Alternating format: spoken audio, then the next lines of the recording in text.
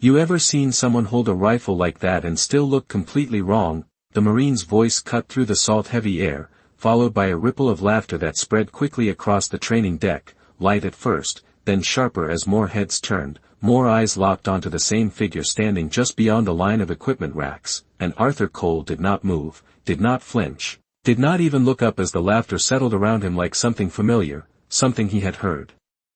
before in different places, different years, carried by different voices, and yet always sounding the same. The coastal wind pushed in from the open water, carrying the low hum of distant engines and the faint metallic scent of oiled steel, flags snapping lightly above the range as rows of Marines rotated through drills, their movements fast, efficient, confident, everything about them shaped by repetition and expectation. And right in the middle of that rhythm stood the one thing that did not fit, an older man in a faded jacket, sleeves slightly loose, hands steady as they rested along the frame of a training rifle set on display, not gripping it, not claiming it, just touching it with a familiarity that did not ask for permission. "Hey, sir," Lance Corporal Tyler Brooks called out, stepping forward with a grin that had just enough edge to pull the rest of the group in behind him. "That's not a souvenir." A few of the Marines chuckled again, shifting their weight, watching to see how the moment would play out, expecting either confusion or apology, something that would resolve the mismatch they were all seeing, but Arthur did neither. He simply adjusted the rifle a fraction of an inch, barely noticeable unless someone was looking closely, aligning it in a way that seemed almost instinctive, and then he stepped back half a pace, his eyes scanning the line of trainees without urgency, without challenge, just observation. Brooks tilted his head slightly, amused, exchanging a glance with the Marine beside him before stepping closer, picking up the rifle Arthur had just touched. "What, you gonna show us something?" he said, the tone light, casual, but laced with the quiet certainty that whatever came next would only confirm what they already believed, that this man did not belong here, that this was not his world anymore, and around them the others leaned in just enough to stay engaged, their laughter fading into anticipation, not serious, not respectful, just curious in the way people are when they expect to be entertained. Arthur looked at Brooks then, finally, his gaze steady, unhurried, not challenging, not yielding, just present, and for a moment something shifted in the space between them, too subtle to name, too brief to hold, before Arthur spoke, his voice low. "Even, your left foot is off," he said, nothing more, no explanation, no emphasis, just the statement, and Brooks blinked once, almost smiling, adjusting his stance slightly out of reflex more than belief. "Like this?" he asked, half joking, and Arthur gave the smallest nod. "Now breathe," he added, just as quietly, and Brooks did, the motion automatic, pulling the rifle into position, squeezing off a controlled shot that landed cleaner than his last 3 attempts, the impact sharper, tighter, enough to make the Marine next to him glance over, just for a second, before looking away again as if it did not matter, as if it was just coincidence. Brooks lowered the rifle slowly, his expression shifting, not dramatically, not enough to break the moment, but enough to register something he had not expected, and then he let out a short breath, shaking his head with a half laugh. "Beginner's luck," he said, handing the rifle back toward the rack, the tone dismissive, but softer now, less certain than before, and the others followed his lead, the laughter returning, but thinner this time, less grounded, while Arthur Cole remained exactly where he had been, hands at his sides, eyes calm, as if nothing had happened at all, as if the moment had not belonged to him in the first place, while the wind moved again across the training ground, carrying with it the quiet sense that something had just begun, even if no one there was ready to admit it.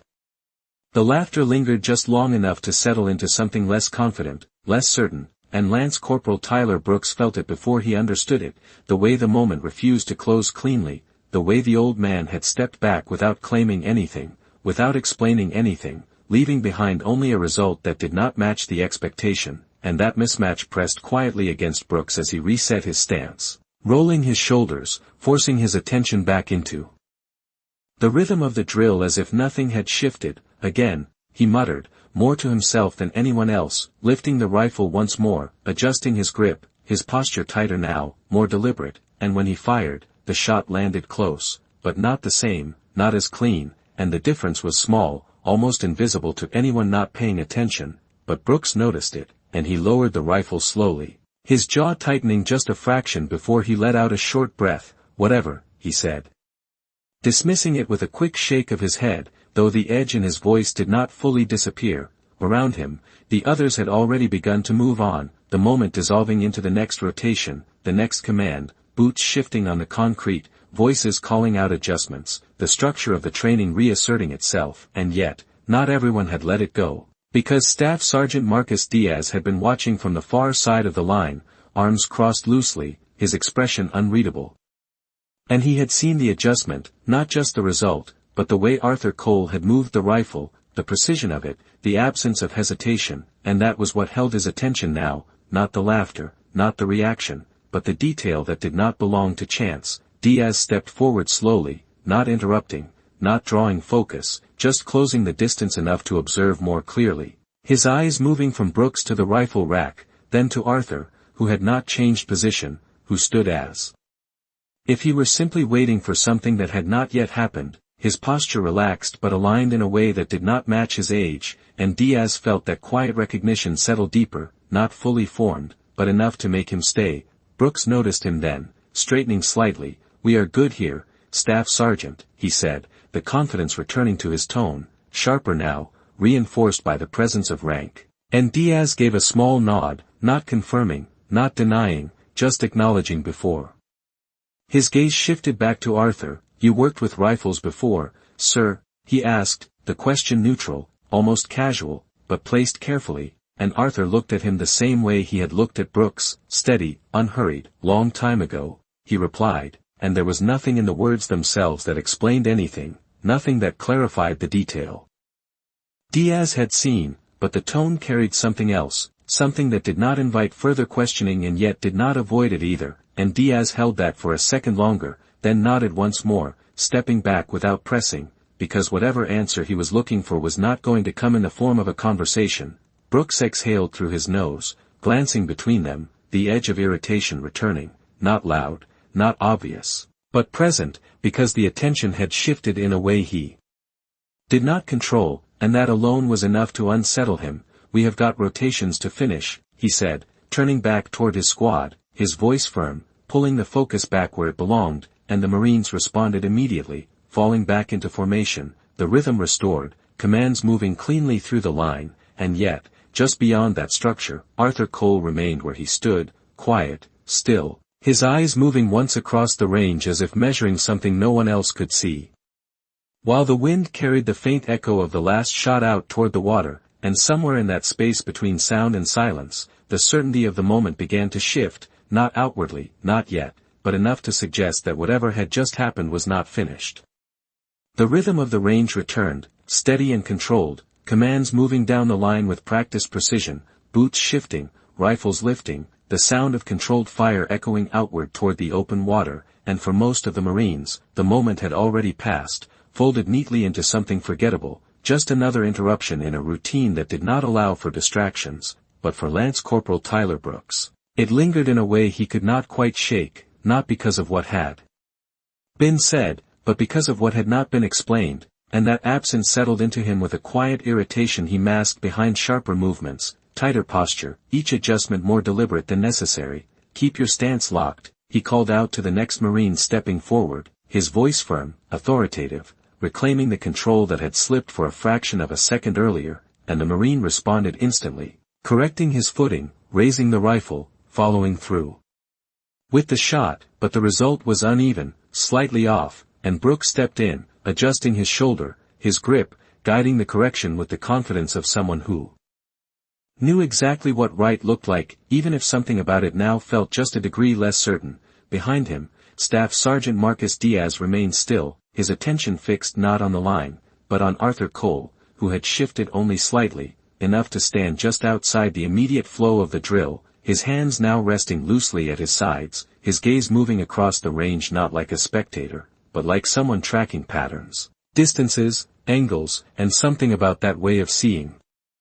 That quiet calculation pressed deeper into Diaz's instincts, because it did not belong to someone who had merely worked with rifles a long time ago, it belonged to someone who had relied on it. A Marine further down the line struggled with his positioning, his shots drifting wider than expected, frustration beginning to show in the tight set of his jaw, and Brooks exhaled sharply, stepping forward again, ready to correct. But before he spoke, Arthur's voice carried across the space, not loud.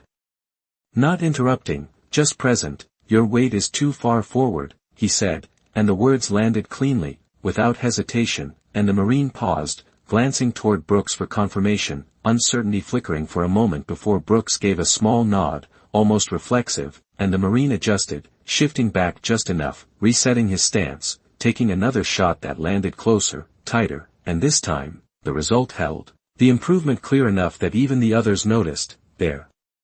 attention flickering toward Arthur for a fraction longer than before. Brooks straightened slowly, his expression tightening, the edge of amusement gone now, replaced by something more controlled, more guarded, and he looked at Arthur again, not dismissing him this time, but measuring him, trying to place what did not fit into the framework he trusted, and failing, because there was no category for this. No line on any checklist that explained how an old man standing off the range could correct.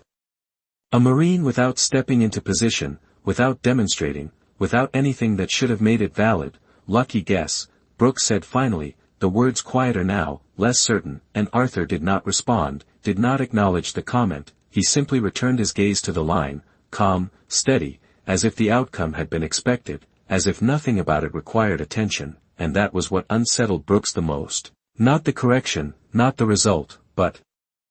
the absence of ownership, the refusal to claim what had just happened, because it left him with nothing to push against, nothing to dismiss cleanly, and around them, the range continued, the structure holding, the commands flowing, but beneath it, something had shifted again, not enough to break the system, not yet, but enough that those paying attention could feel it, a quiet disruption, a question without an answer. And at the center of it stood Arthur Cole, unchanged, unbothered, as if the entire moment had passed through him without leaving a trace, while in reality, it had begun to pull everything else slightly out of alignment. The wind shifted across the range, carrying the sharp scent of salt and metal as the drill continued, but the balance had changed in a way that could no longer be ignored, not by Staff Sergeant Marcus Diaz, and not entirely by Lance Corporal Tyler Brooks either, even if he refused to acknowledge it out loud, because what had started as a passing moment had now repeated itself twice. And repetition had a way of forcing attention where none was wanted. Brooks moved down the line again, correcting posture, adjusting grip, his voice steady, controlled, but just beneath it there was a tightening, a subtle edge that had not been there before, the kind that came when certainty began to slip, and he stopped in front of another Marine who was struggling to stabilize his stance, the rifle drifting slightly with each breath. "Lock it in," Brooks said, demonstrating quickly, efficient and precise, and the Marine nodded, trying to mirror the motion, but the result remained inconsistent, and for a brief second, Brooks hesitated, not in action, but in thought, as if something in the back of his mind was interfering with what should have been automatic. Behind him, Arthur Cole stood exactly where he had been, the distance between him and the line unchanged, but his presence no longer invisible, not entirely, because now a few of the Marines were aware of him in a different way, not as a distraction, but as a variable they could not explain. And when the Marine fired again and missed his mark by a narrow margin, Arthur spoke once more, his voice calm, measured. "You are fighting the rifle," he said, and the words carried just far enough to reach the Marine without breaking the flow of the drill, and the Marine froze for a fraction of a second, glancing toward Brooks, waiting for confirmation, and Brooks did not respond immediately, his jaw tightening as he exhaled slowly, then gave a short nod, and the Marine adjusted, loosening his grip slightly, letting the motion settle instead of forcing it, and the next shot landed cleaner, sharper, enough to draw a quiet reaction from those nearby. Not laughter this time, but attention, real attention. Diaz watched it all without moving, his arms still crossed, but his focus sharper now, because the pattern was clear, not luck, not coincidence, but something consistent, something deliberate, and his gaze shifted to Arthur again, studying the details he had overlooked before, the way the old man's stance aligned naturally with the ground, the way his shoulders stayed relaxed while everything else around him was tense, and then Diaz saw it, just for a moment, as the wind moved Arthur's jacket slightly, revealing the edge of a faded patch stitched onto the inside lining, worn nearly smooth, its shape barely visible but distinct enough to register as something older than standard issue, something not meant to be seen easily, and Diaz's eyes narrowed, the recognition not immediate, but enough to trigger something deeper, something he had seen once before in a briefing, years back, a symbol that had been mentioned but never fully explained. Brooks noticed the shift in attention, the way Diaz's focus had locked onto the old man, and that alone was enough to push him forward again, stepping toward Arthur this time, not aggressively, but directly, closing the space that had been left between them. "You have got a lot to say for someone not on this range," Brooks said, his tone controlled, but no longer dismissive, something more cautious underneath it, and Arthur looked at him, calm as ever, the same steady gaze that did not rise to meet challenge, did not lower to avoid it, just remained, and for a second, neither of them spoke, the sound of the range continuing around them, the wind moving across the open space, and then Arthur adjusted his jacket slightly, not deliberately, not to reveal anything, but enough that the edge of the patch caught the light again, and Diaz took a step forward without thinking, his voice quieter now, more focused. "Where did you get that?" he asked.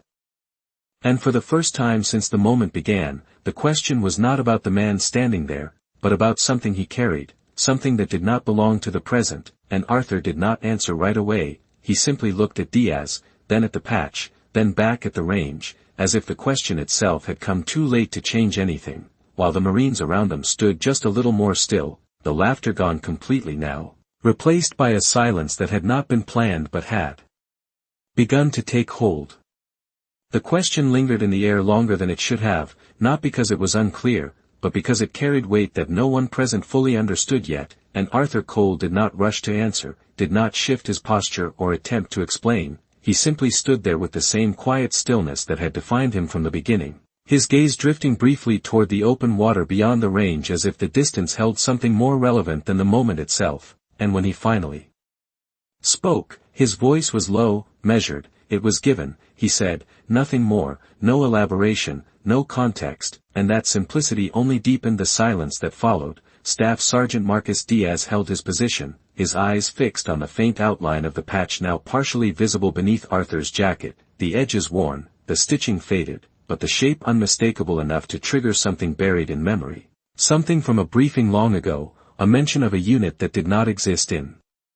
standard records, a designation that had been referenced once and then never spoken again, and the realization did not come all at once. It formed slowly, piece by piece, each detail aligning with something he could not fully access but could not ignore either. Around them, the range had begun to quiet in subtle ways, not officially, not by command, but by attention. Marines who should have been focused on drills now holding their positions a fraction longer, their eyes shifting toward the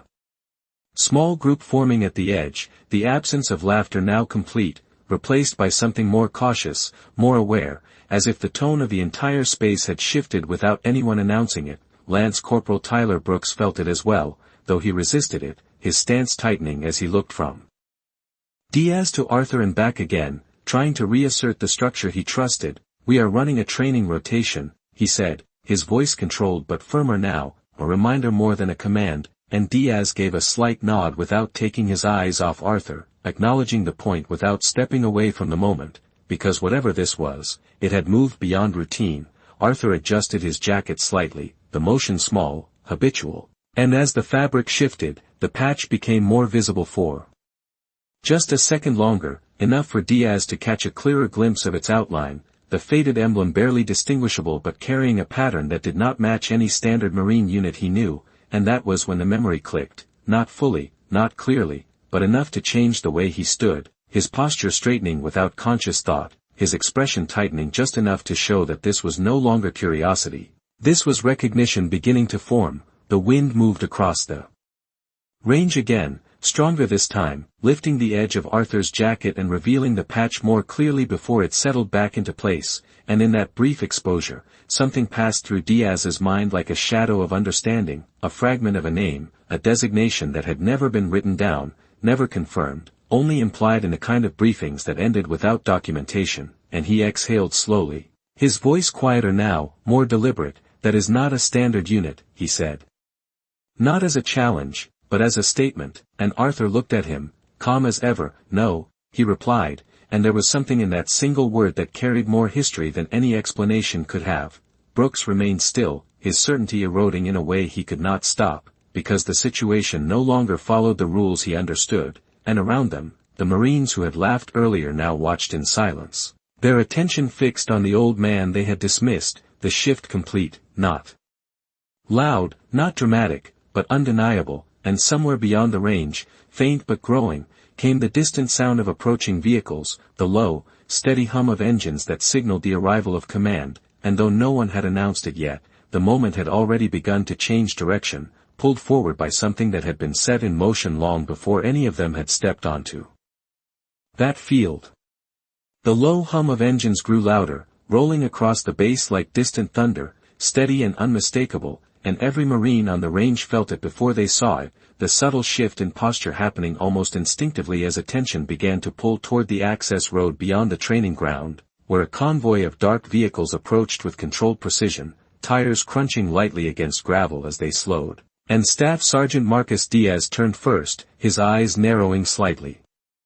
As recognition settled in, not just of the vehicles themselves, but of what their timing meant, because arrivals like this were never random, the range did not stop, not officially, commands still echoed, rifles still lifted, but the rhythm had changed, stretched thin by anticipation, and Lance Corporal Tyler Brooks felt it press against him, the structure he had been holding now competing with something larger. Something he could not direct, and he straightened, adjusting his uniform. Unconsciously, his gaze shifting toward the incoming vehicles, then back to Arthur Cole, as if trying to reconcile the two, as if the connection between them was something he could still control if he acted quickly enough. The convoy came to a halt near the edge of the field, doors opening in sequence, officers stepping out with measured movements, their presence immediate and unmistakable, and the air tightened, not with tension, but with order, the kind that followed rank without needing instruction, and Marines along the line began to align more sharply, their focus snapping into place, the earlier uncertainty pushed down beneath discipline, but not erased. Arthur did not turn toward the vehicles, did not adjust his stance or acknowledge their arrival, he remained where he had been from the beginning, his gaze still on the range, as if the approaching presence was not something new, but something already accounted for, and that stillness stood in contrast to everything else. To the shifting attention, the tightening formations, the subtle corrections happening across the field, and Diaz noticed it, the way Arthur remained unchanged while everything around him adapted, and it confirmed something that had been building since the first moment on the range, that this man did not react to rank the way others did, not out of defiance, but out of familiarity. Brooks took a step back, just enough to reposition himself within the formation, his earlier confidence now replaced by a controlled caution, his eyes flicking once more to the faded edge of the patch beneath Arthur's jacket, then toward the approaching officers, and the connection tightened in his mind, not fully formed, but enough to unsettle him in a way he could not ignore. The lead vehicle door opened last, and the figure that stepped out did so without haste, without announcement, and yet the effect was immediate, officers straightening further, voices lowering, the presence of command settling over the field like a quiet weight. And though the distance still separated them, the direction of attention had already shifted, drawn toward that single point, while the wind moved again across the range, carrying the sound of boots on gravel, steady, measured, approaching. Diaz exhaled slowly, his posture aligning fully now, his earlier curiosity replaced by a sharper awareness, because whatever this moment was becoming, it was no longer confined to the edge of the range, it was moving toward the center, and Arthur Cole stood directly in its path, unchanged, unbothered, as if he had been there long before the vehicles arrived, as if he had been waiting not for recognition, but for the moment when recognition would no longer be avoidable. The shift became undeniable the moment the lead officer stepped forward from the convoy, not because of any announcement or command, but because of the way every movement on the field aligned around him without being told, posture straightening, voices lowering, the entire range adjusting in a quiet, practiced response that came from years of instinct, and Admiral Jonathan Reeves walked with measured calm across the gravel, his gaze forward, his expression controlled, carrying a presence that did not demand attention but commanded it anyway, and as he approached the training area, the rhythm of the drill held just long enough to maintain structure before beginning to thin under the weight of his arrival. Staff Sergeant Marcus Diaz snapped fully into position, his earlier curiosity now sharpened into awareness, his eyes tracking the Admiral's path, then flicking once toward Arthur Cole, and something in that alignment tightened, because the direction of the Admiral's movement did not Follow the expected line toward command staff or briefing points. It moved slightly off, just enough to pass closer to the edge of the range where Arthur stood. Lance Corporal Tyler Brooks felt it next, the subtle deviation that did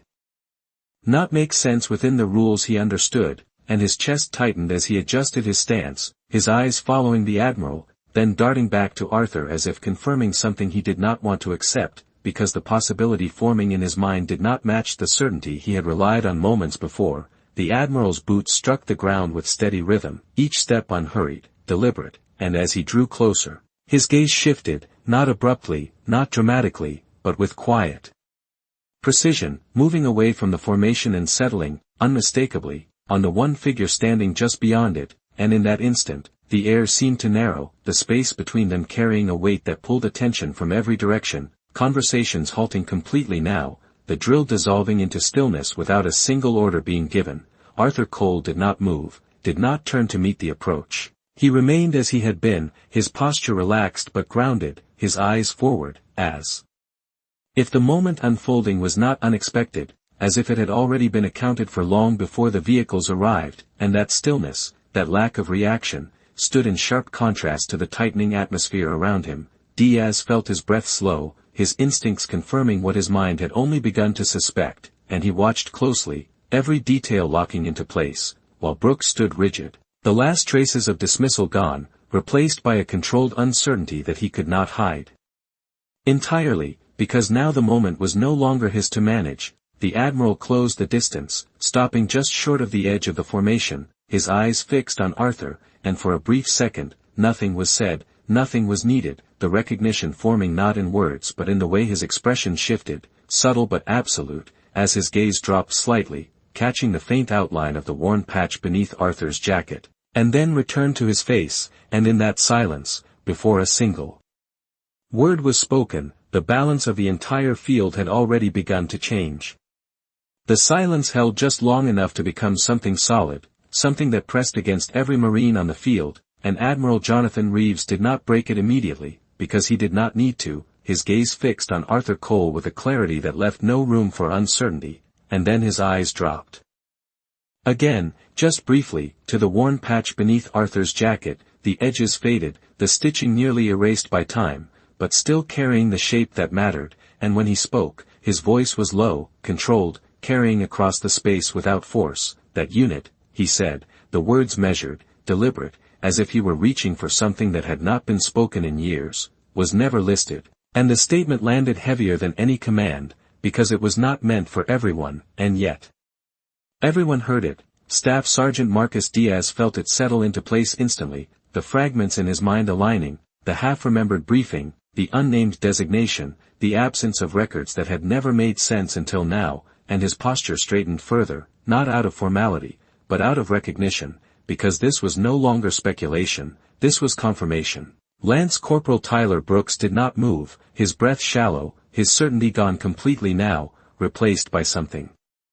quieter, something heavier, as he watched the exchange unfold, realizing that whatever this was, it had been real long before he ever stepped onto this range. The Admiral took one step closer, closing the remaining distance, his eyes returning to Arthur's face, studying it not as a stranger, but as something remembered, something carried forward through years that had not erased it, and for a moment, the entire field seemed to narrow to that single point of contact, the sound of the wind, the